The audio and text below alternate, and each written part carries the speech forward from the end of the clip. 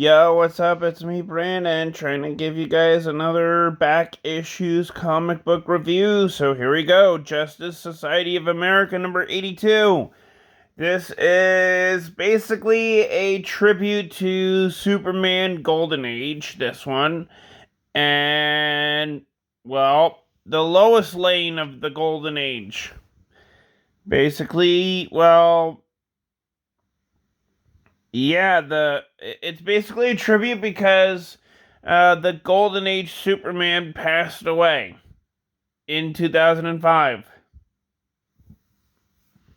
And Lois Lane, Golden Age, passed away in 2005 because, and I'm talking about the Golden Age comic book version of those two, because Lois Lane passed away of old age, and Superman from Earth 2 Golden Age passed away because Superboy Prime beats the shit out of him. And this is kind of like a love letter. Something that Identity Crisis failed to, failed to put into aspects. Because the Identity Crisis was the writer for Identity Crisis, sorry if I can't think straight right now, said that the Identity Crisis was a love letter to the Silver Age. And it was not. But this is more of a love letter to the Golden Age. And this is, in my opinion, what love letters or love tributes should be, aspired by. And I'm going to give this a 10 out of 10. Green Lantern. This is the 2000s version of the Silver Age version of Green Lantern. Basically, in this issue here, it's like a Freaky Friday. All the villains swap bodies with the heroes.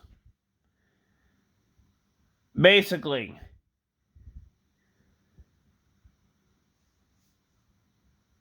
And I kind of loved it. It was a great book. It was pretty well done. And this is something that I really think that modern DC Comics should take a freaking lesson, That not all the comic books have to be so dark and diminished and brooding. They could just be fun and exhilarating and hopeful.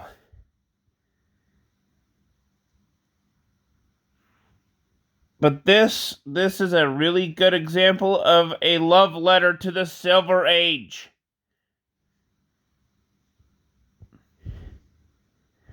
Yeah, and it says it right there.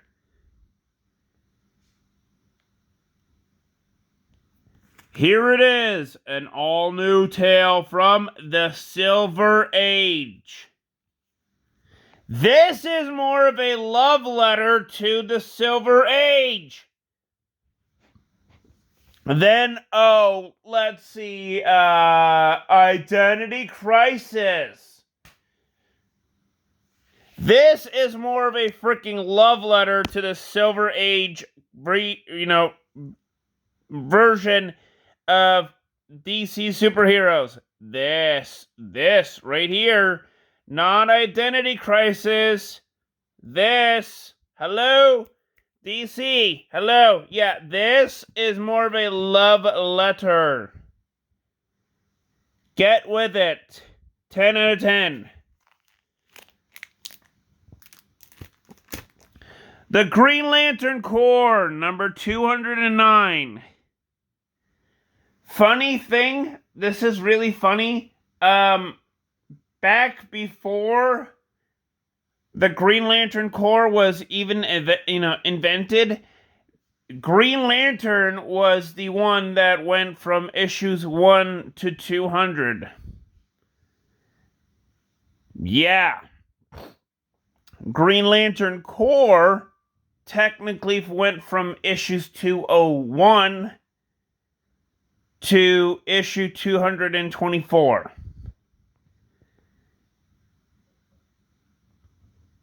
So, just wanting to give you guys a really good example. Oh, and oh my god, my favorite dialogue here. My favorite dialogue is when Guy Gardner accuses Kilowog of working with Russia. Yeah, with the Russian communists in this book here. This is the 80s, so this was like 40 years ago. So I'm just saying what was in the book here. They DC at the time were portraying Russians as communists. So, I mean, take it with a grain of salt. But I loved it when Guy Gardner said to Kilowog, bring it on there, Red Lantern. Funny thing, the Red Lanterns, yeah, they become a core in the Green Lantern mythos, written by the amazing Geoff Johns. And I don't know if Geoff Johns had the idea of writing, Red Lanterns as their own core, or if he took the existing dialogue from Guy Gardner in this issue and just, kind of spun it out of control into, his own version of the Red Lantern Corps. I don't know. Who knows? But this book was really freaking awesome. And if you don't know who this is a member of the Rocket Reds. And this armor right here, the Iron Man looking armor here, that was invented by Kilowog. So, yeah, 10 out of 10. Millennium. This is an illustrated index. Basically, what it is, it's a catalog of different comic books, of different writers talking about different comic books. It's basically like, this is basically the 80s version of, like, free comic book day catalogs. Like, the stuff that you see in local comic book stores, like free comic book day, basically the stuff that's, like, for free for, like, the next month's issues. That was basically the precursor. That was basically what started the whole genre of, having catalog comic books for people to, be invested in.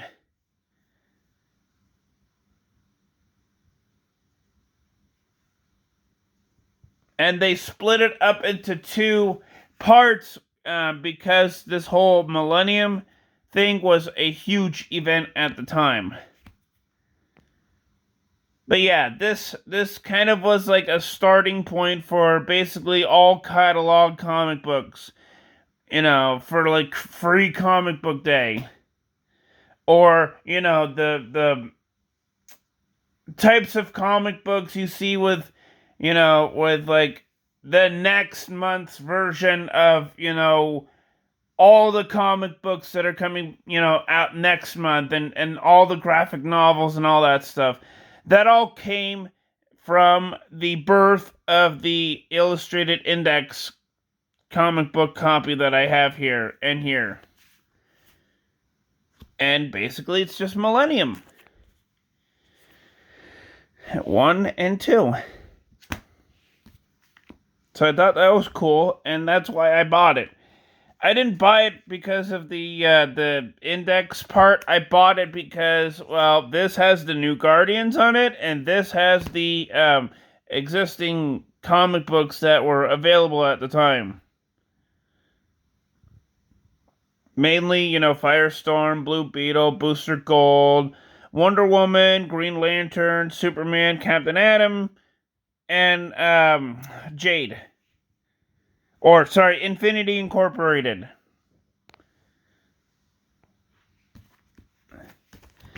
There's Millennium, Week 8, and... Yeah, Week 8, Week 5, Week 4, Week 3, 2, and 1.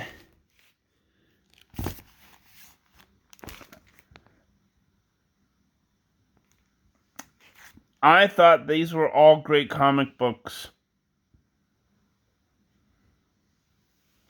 10 out of 10.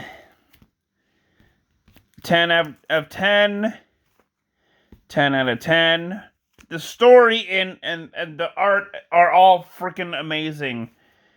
I could care less about the new Guardians because I only have 2 issues of them. Mainly the first one and the 5th one. I really want to get, the 2nd, 3rd, 4th, and, 6 through 12, but at this rate, I don't know. 10 out of 10. Oh, yes, 10 out of 10. And basically 10 out of 10. Peacemaker! Yes! Numero uno!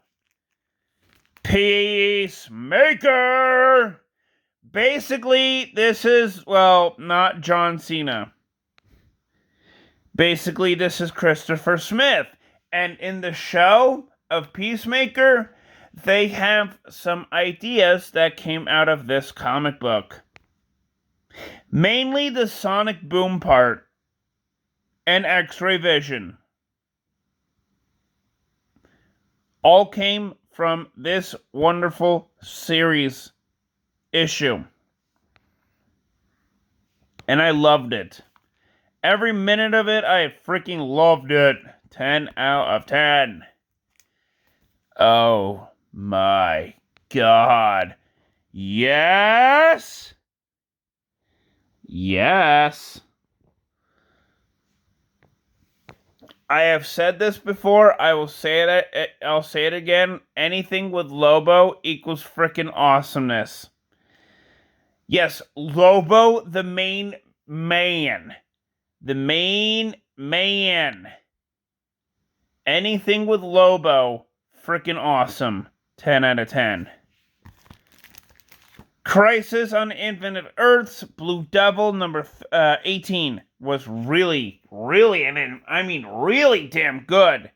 Like, holy shit, was this really good. I mean, my God. I loved it. This was a really, really good book to read, and I was excited to read this when I got it. So, basically, it's a 10 out of 10 for me. Night Force, number 1, was really okay in my own opinion. I didn't really care for the first issue. I mean, it was okay, but still. Yeah, I'm going to give this a 5 out of 10. Supergirl, Crisis Over Chicago was really good. And that was it. 5 out of 10. So yes, please like, subscribe, and I will see you guys in the next issue. Peace.